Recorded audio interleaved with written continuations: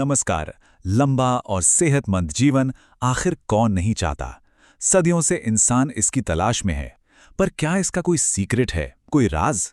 आज हम इसी सवाल की तह तक जाएंगे और मजे की बात यह है कि इसका जवाब शायद कहीं बाहर नहीं, हमारी अपनी रोजमर्रा की जिंदगी में ही छिपा हो।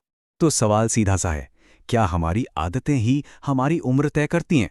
मतलब जिस तरह से हम जीते हैं, खाते पीते हैं, बोलते हैं, क्या ये सब सच में हमारी जिंदगी के साल कम या ज्यादा कर सकता है? चलिए इसी को समझते हैं। कहा जाता है कि हमारे सामने दो रास्ते होते हैं। पहला रास्ता है आयुष्य घटाने का, यानी वो आदतें जो हमारी उम्र को कम कर सकती हैं। तो चलिए देखते हैं ये कौन सी आदतें हैं जिनसे हमें बचने की जरूरत है। कुल मिलाकर 6, जी हाँ, 6 ऐसी खास आदतों की बात की गई है जो हमारी उम्र पर सीधा असर डाल सकती हैं। और ये आदतें सिर्फ हमारे खाने पीने तक ही सीमित नहीं हैं, बल्कि हमारे बोलने और यहाँ तक कि हमारे सोचने के तरीके से भी जुड़ी हुई हैं। तो सबसे पहली आदत है असंयमित भोजन। इसका मतलब क्या हुआ?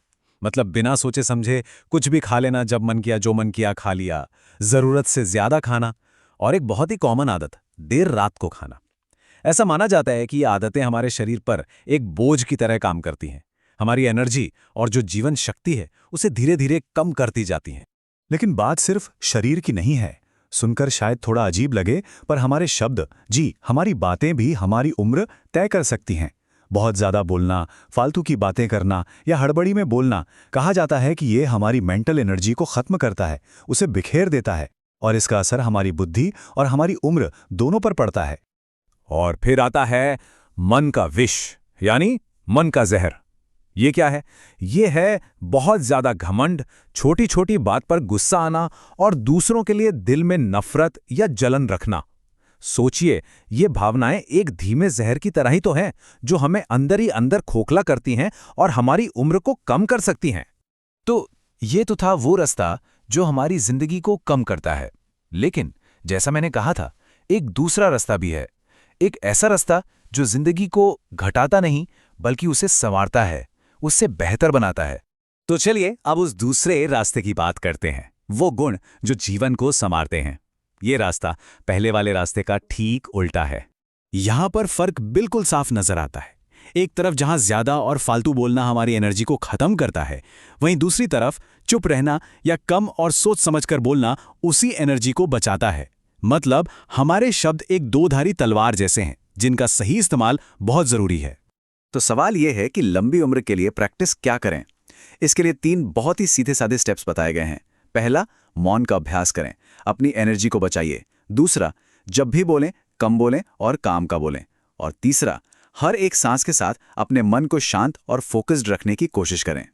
अच्छा, तो इन दोनों रास्तों को देखकर एक बात तो साफ है, इन दोनों के केंद्र में क्या है? एक ही चीज, मन की शक्ति। सारा खेल हमारे मन का है। सब कुछ यहीं से शुरू होता है और यहीं पर आकर खत्म होता है। और ये बात इस एक लाइन में बहुत खूबसूरती से कही गई है, जो मौन रहता है वो अपना मन पवित्र करता है, बुद्धि पवित्र करता है और आयुष्य लंबी करता है। मतलब साफ है, मन की शांति और हमारे विचारों की सफाई का हमारी उम्र से सीधा डायरेक्ट कनेक्शन है। तो चलिए एक बार फिर से दोनों रास्तों को एक साथ देखते हैं। बात चाहे खाने की हो, बोलने की हो या हमारी भावनाओं की। एक तरफ है बेकाबू आदतें और नेगेटिविटी जो उम्र घटाती है, और दूसरी तरफ है कंट्रोल और मन की शांति जो उम्र बढ़ाती है। अब चुनना तो हमें ही है ना? और ये जो सारा ज्ञान है, ये जो गहरी समझ है, ये हमें पूज्य बापूजी की शिक्षाओं से मिली है। ये जीवन को देखने का एक बहुत ही गहरा आध्यात्मिक नजरिया है।